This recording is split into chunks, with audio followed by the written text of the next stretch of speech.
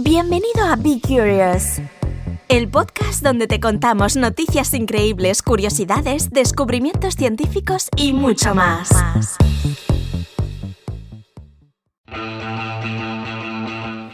Buenos días, soy Aisa López y este es el episodio número 58 de Be Curious. Lo estoy grabando el miércoles 27 de diciembre de 2017.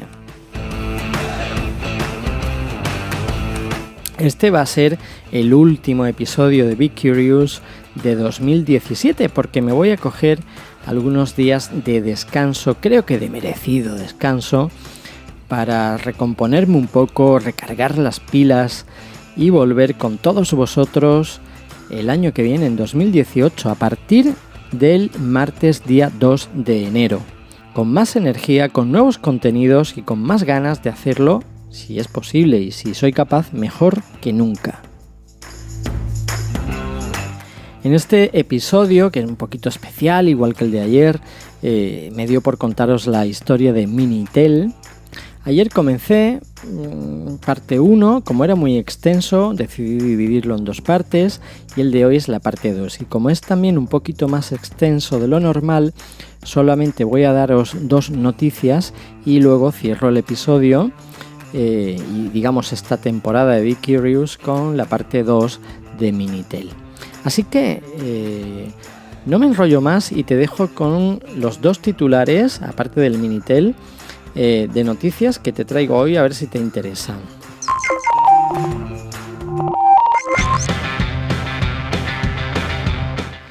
¿Sabías que hay una señal que distingue a las personas inteligentes? Te cuento eso y te cuento también que los pelirrojos son genéticamente superiores a nosotros. Y por último, cierro el episodio con la parte 2 de Minitel, esa historia tan fascinante del Internet ancestral. Si te parece interesante todo esto, no me desconectes, no me dejes y sigue escuchando porque comenzamos.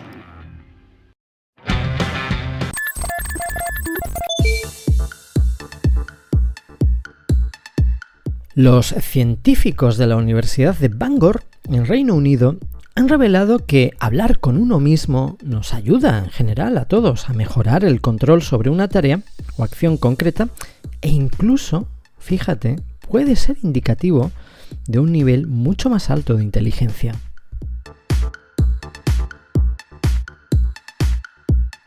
Y me imagino que estarás preguntando lo mismo que yo. ¿Y esto cómo lo saben? Pues bueno, esta conclusión es el resultado de una investigación, como no podía ser de otra forma, que fue publicada por los especialistas de esta citada Universidad de Bangor el pasado 3 de mayo en la revista digital The Conversation.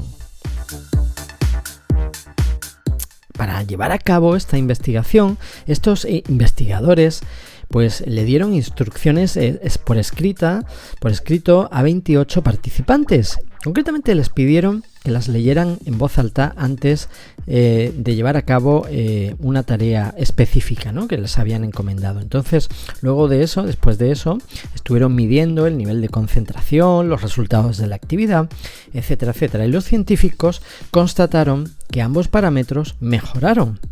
De igual forma, los especialistas también determinaron que hablar con uno mismo amplía nuestro monólogo interior y esto mejora sustancialmente nuestros pensamientos, nuestras emociones y nuestros recuerdos y también nos ayuda a planificar acciones.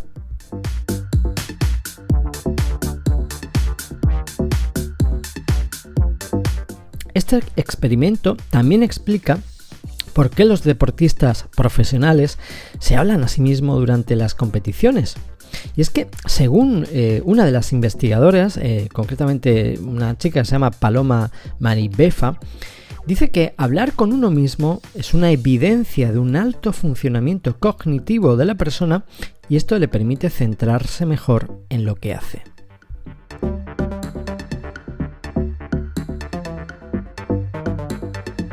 Espero que después de conocer esta noticia que te traigo, los resultados de esta investigación, no te dé vergüenza si tenías por costumbre hablar tú solo. Yo, por ejemplo, a veces cuando voy por la calle voy farfullando así como en voz baja y tal.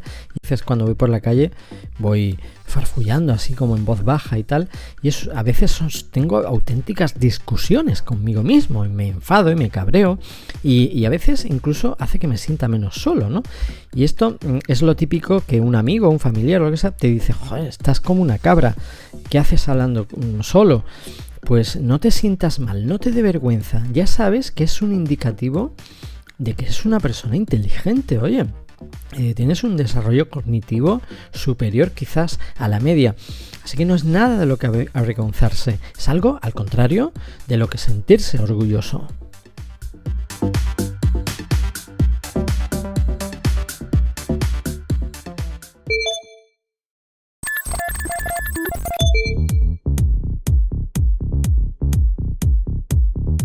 Si miras a tu alrededor, ¿cuántos pelirrojos ves?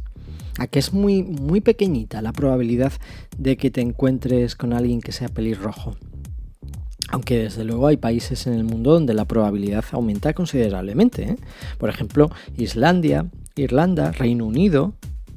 Por ejemplo, en Reino Unido entre un 5 y un 15% de la población son pelirrojos. Esta característica especial pues les ha hecho ser objeto de un estudio en numerosas ocasiones, hasta el punto de identificar varias peculiaridades que han sido recogidas en un libro llamado The Big Redhead Book, el gran libro de los pelirrojos. Vamos a ver algunas de ellas.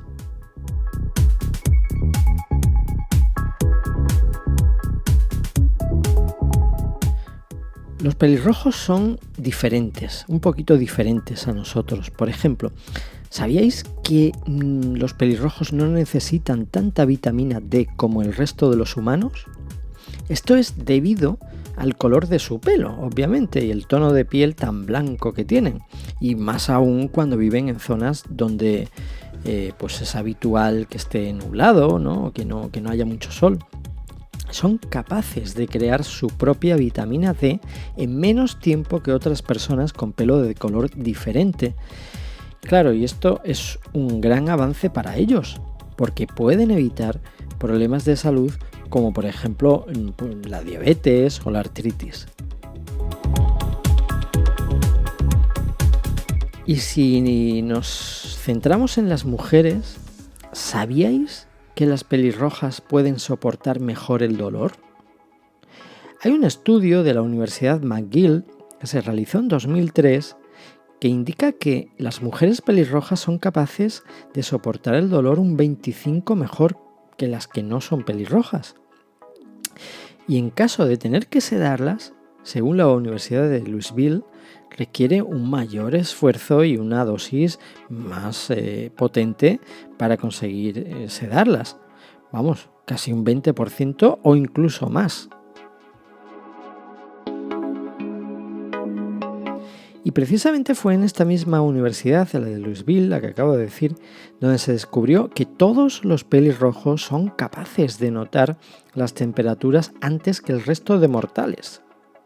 Hay un estudio también realizado en 2005 que indica que tienen un gen llamado MC1R que activaría el detector humano de temperatura a un extremo que les permitiría ser muy sensibles a cualquier cambio, ya sea hacia frío o hacia calor.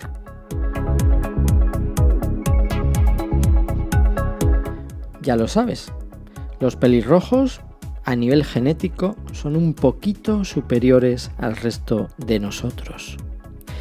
Y recuerda que no son, bueno, sí, son minoritarios, pero el 2% de la población mundial tiene el pelo rojo. El 2%.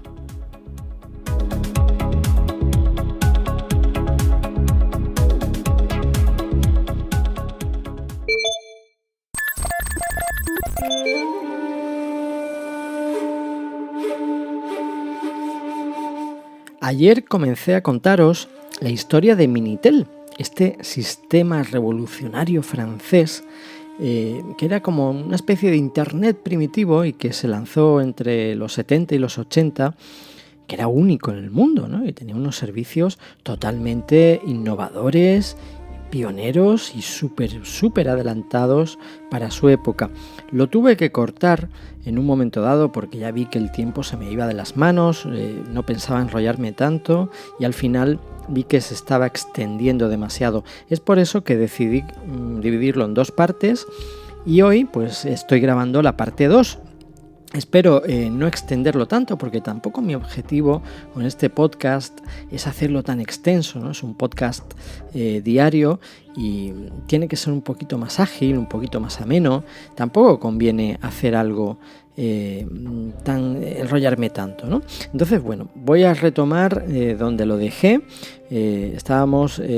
Ayer concluía diciendo pues que toda esta industria brutal que se originó alrededor de Minitel y de Kiosk, pues habían terminado convirtiendo a Francia en los años 80 en un lugar de tremenda experimentación digital, ¿no?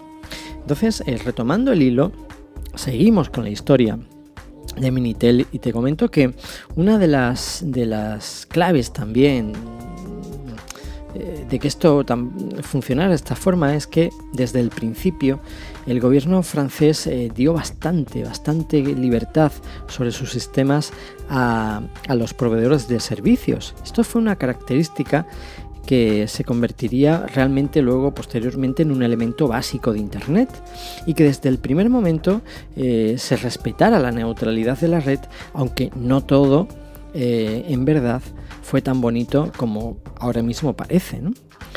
¿Qué ocurrió? Que la red utilizó una implementación no estándar de un protocolo que se llama X.25.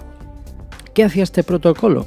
Pues este protocolo evitaba que los servidores de ejecución privada se conectaran directamente entre sí y todas las conexiones fueron enrutadas a través de la red de datos pública, algo que era necesario para implementar, entre otras cosas, el sistema Kiosk. Y esto terminó limitando enormemente su futuro, a diferencia o digamos en contraste o en comparación con lo que era la 3W, ¿no? la World Wide Web, es decir, la Internet que luego llegaría.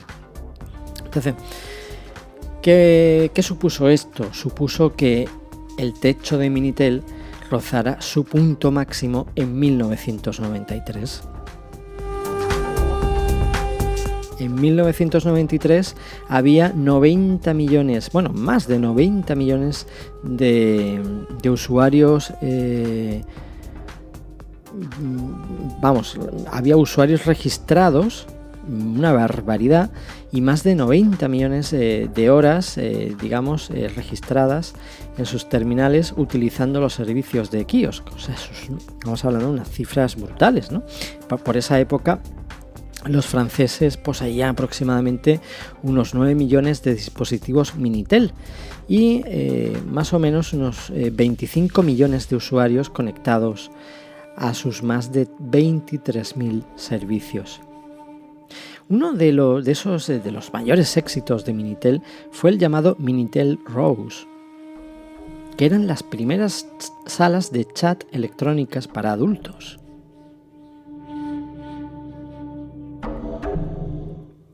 Fíjate, estamos hablando de la pornografía en Internet, el origen prehistórico, digamos, de la pornografía en Internet, Minitel Rose.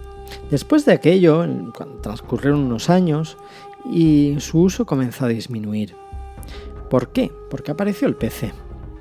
Bueno, no es que apareciera, sino que el PC ya se empezó a volver muy popular y comenzó a extenderse el acceso telefónico a Internet. Esto que os conté ayer, por ejemplo, mi experiencia con este router de 56 kiloaudios, que fue una auténtica pesadilla conectarlo a la red. Entonces, claro, ¿qué pasa? Que los usuarios podían seguir accediendo a Minitel utilizando un software de emulación del servicio que usaban a través del PC. Pero claro, al final, digamos, empezaron a rivalizar los dos servicios, Minitel por un lado, Internet con el PC por otro y tal. Claro, al final la mayoría de la gente, como ya sabemos, se terminó decantando por lo que es la Internet normal y corriente. Minitel de alguna forma podría recordar al teletexto en términos de sencillez, de uso.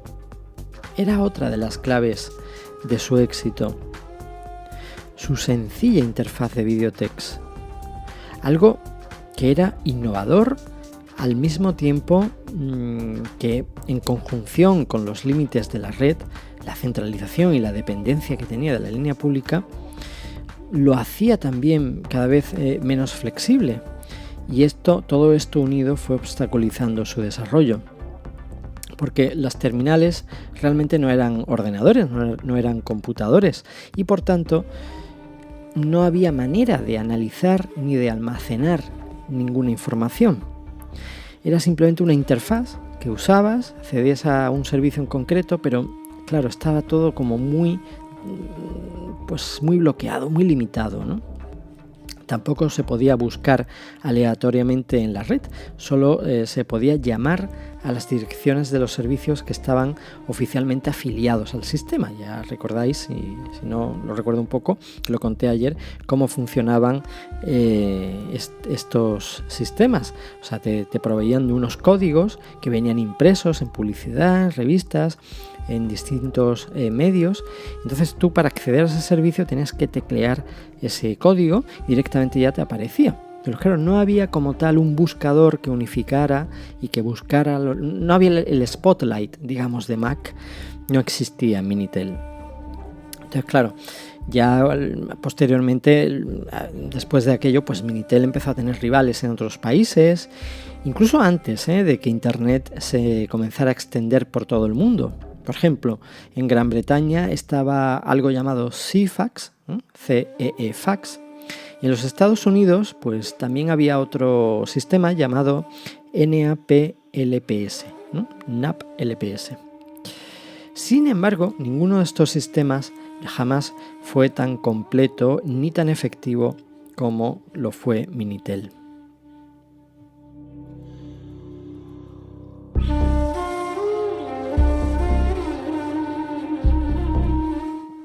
Es una lástima, porque quizá Minitel podría haber llegado a ser mucho más de lo que fue, ¿no?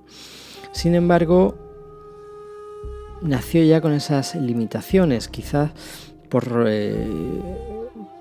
no querer complicar la infraestructura y la experiencia de usuario, que era, como digo, súper sencilla.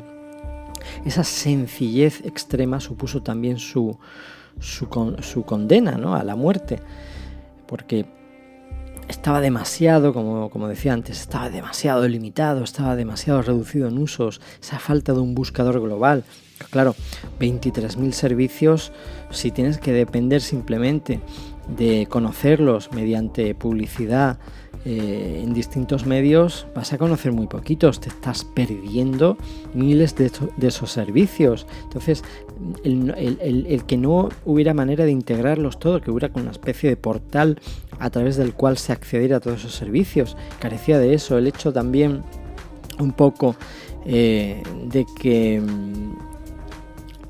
fuera tan poquito flexible, ¿no? Y tuviera tanta dependencia de la línea pública, que estuviera tan centralizado, pues bueno, al final comenzó muy bien, durante algunos años fue la bomba, dentro de, digamos, de su gama o de su tipo de servicio, fue de lo más completito, de lo mejor, pero inevitablemente había nacido Internet estaba descentralizado, era neutral al 100%, contaba con buscadores. No sé si vosotros recordaréis aquel buscador que yo por aquel entonces usaba mucho, que se llamaba AltaVista. Había también, luego surgió Yahoo, es decir, había formas de recorrer millones, no hablamos ya de miles, sino de millones de páginas, buscando directamente desde un punto central, ¿no?, desde un buscador. ¿Qué ocurrió con todo esto? ¿Qué pasó con Minitel? Lo que ocurrió es que después de casi 30 años de funcionamiento ininterrumpido, en 2012, los sistemas Pavis echaron el cierre, como era de esperar. Y la era de Minitel terminó llegando a su fin. Y es curioso y es impresionante que aguantara este servicio hasta 2012. A mí me parece increíble. Y no os creáis que fue tan fácil el cierre, porque seguía habiendo un montón de personas que todavía lo usaban. Estamos hablando, pues claro, de un target que eran agricultores, ancianos que no tenían ordenadores, incluso profesionales como pudieran ser floristas estancos, estanqueros, que todavía lo seguían utilizando para hacer pedidos a los proveedores. Atención, estamos hablando de 2012. 2012, cuando ya estaba completamente... estaba aquí Internet, y además desde el 2007 que cambió completamente la telefonía móvil con el lanzamiento del iPhone en enero de 2007.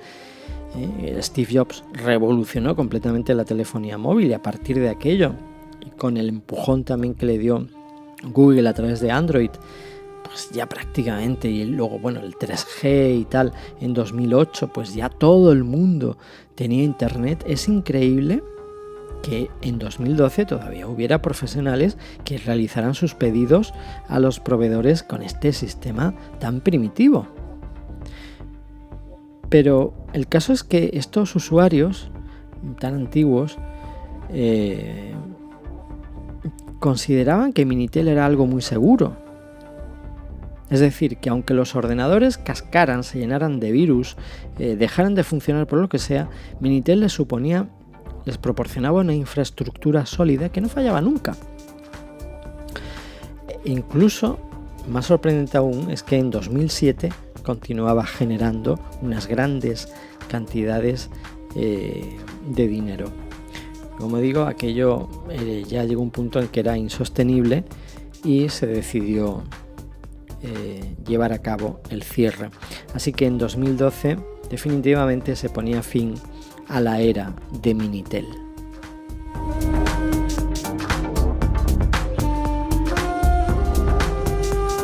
Espero que os haya parecido interesante la historia de Minitel.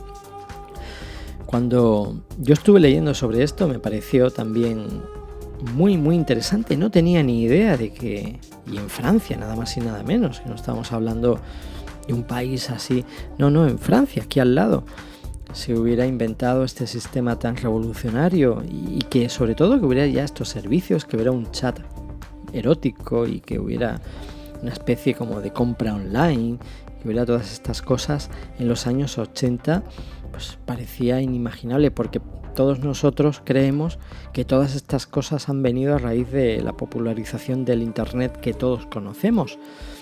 Pero fijaos que no ha sido así, que había algo antes, el antecesor, el ancestro, el abuelo, llámalo como tú quieras, pero una base experimental, un producto muy interesante, y que durante muchísimos, 3 décadas estuvo dando servicio y satisfaciendo a profesionales y usuarios no profesionales de todo tipo.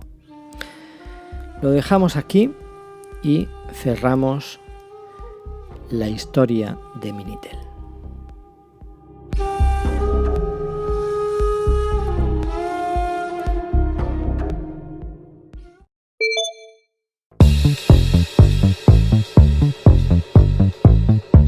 Si te gustó este podcast, no olvides dejarnos reseñas en iTunes y Spreaker. También puedes visitarnos en www.p300.net.